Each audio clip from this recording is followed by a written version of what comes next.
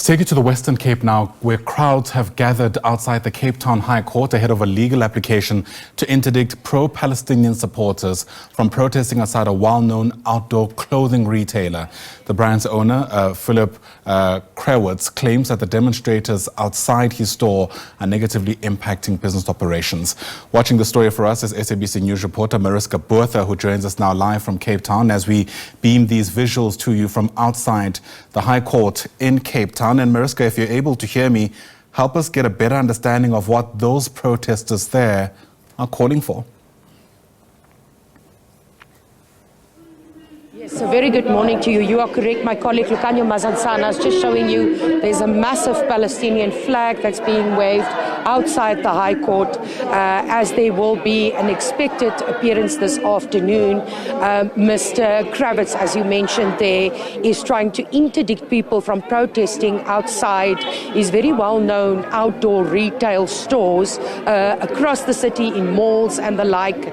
And we're speaking now to the coordinator of the Palestine Solidarity Campaign, who's been very active since the outbreak of the conflict in the Middle Eastern country almost 2 years ago now. We're speaking to Mr.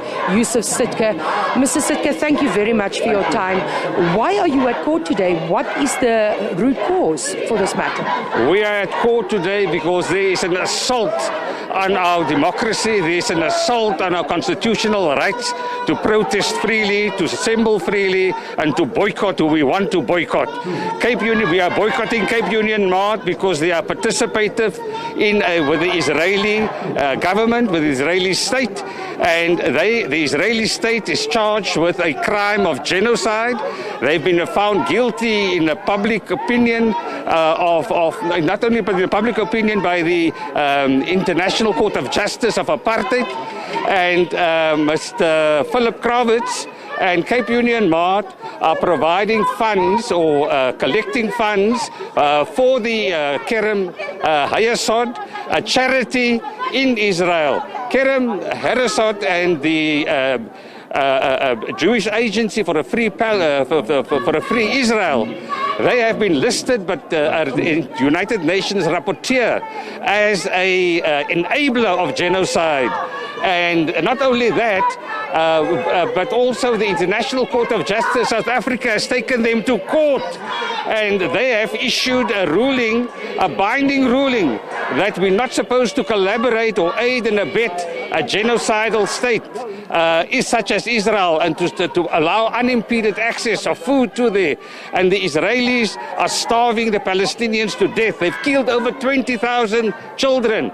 They also, not only that, but the United Nations have listed them as on the list of shame because of the treatment of the killing of the children.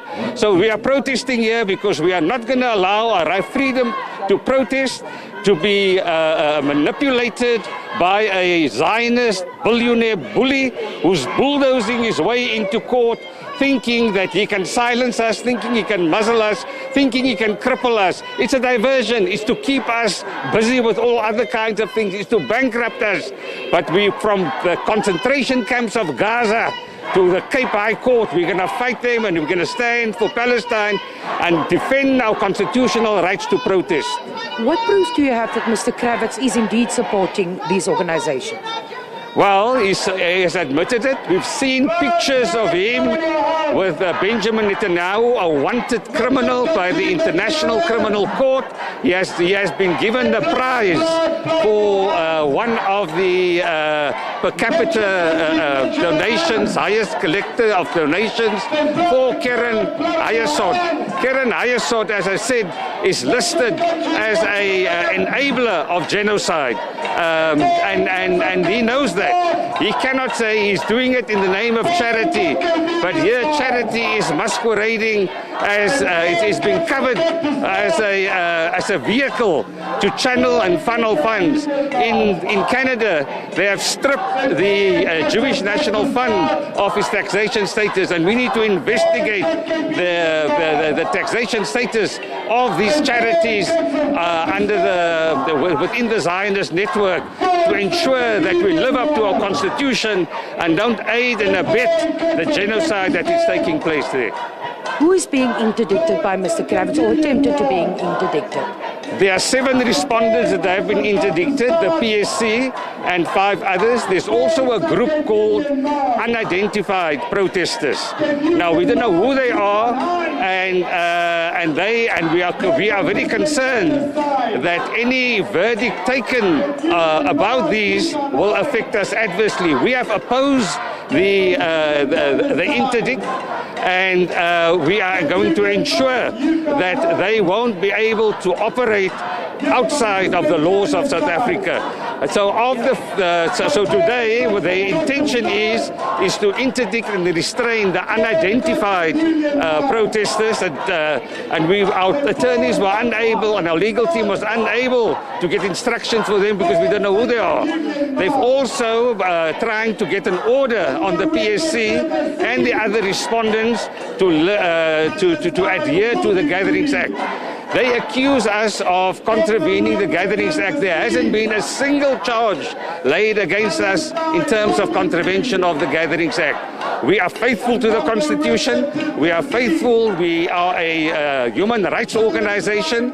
We do not engage in any form of hate speech or Islamophobia or anti-Semitic behavior, and he makes those fake charges. He brings out that race card to protect himself because his arguments are baseless. It has no merit.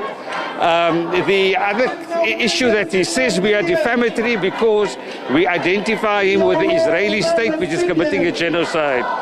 Now, we can, if he says he is supporting Israel, if he says that he believes in the state of Israel, a supremacist, Jewish supremacist state for Jews and Jews alone, an apartheid state, then we have a right to say that he supports Israel in its apartheid practices, in its Herrenvolkism, in its intentional genocidal acts in Gaza, in its pogroms in the West Bank, in its ethnic cleansing that is taking place here.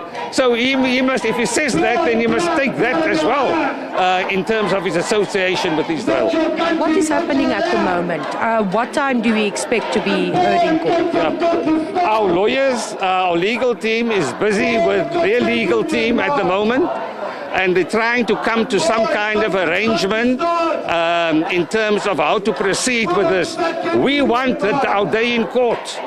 We are waiting, willing and wanting to expose him in court. He is refusing to give us the evidence of what he's accusing of. We cannot, without that, we cannot get into an affidavit. So our lawyers are busy asking him for where is the evidence that we've defamed him. They have hired witnesses who've embellished themselves as generals and all kinds of things and making false accusations that there is an urgency or there's a threat around it. And we want to demolish his arguments, and we can't wait to get into court. So he must please not delay and defer our right to defend ourselves in court. Thank you very much. Thank you, Mr. Sitka. That was Yusuf Sitka speaking to us. He's the coordinator of the Solidarity Campaign, as you heard there. That is one of the organizations that is allegedly listed in this interdict that is brought by Mr. Krawitz. And I'm going to step out of shot so you can see the supporters there in the background. An array of people from all different walks of society gathered here, protesting against what might be a court hearing this afternoon. As you heard Mr. Sitka say, currently the lawyers are speaking in chambers to the judge to get a better understanding of what it is that Mr. Krawitz is indeed accusing the Palestine Solidarity Campaign and others of. As they say, what they've been doing, protesting outside that retail store, has not contravened any laws of the country, and they will indeed continue to do so. So we are at court today, and we'll bring you more as soon as we have more information of how this will unfold. All right, Mariska Botha, thanks very much indeed for that reporting. Those live visuals rounding off that live report from Mariska just outside the High Court in Cape Town.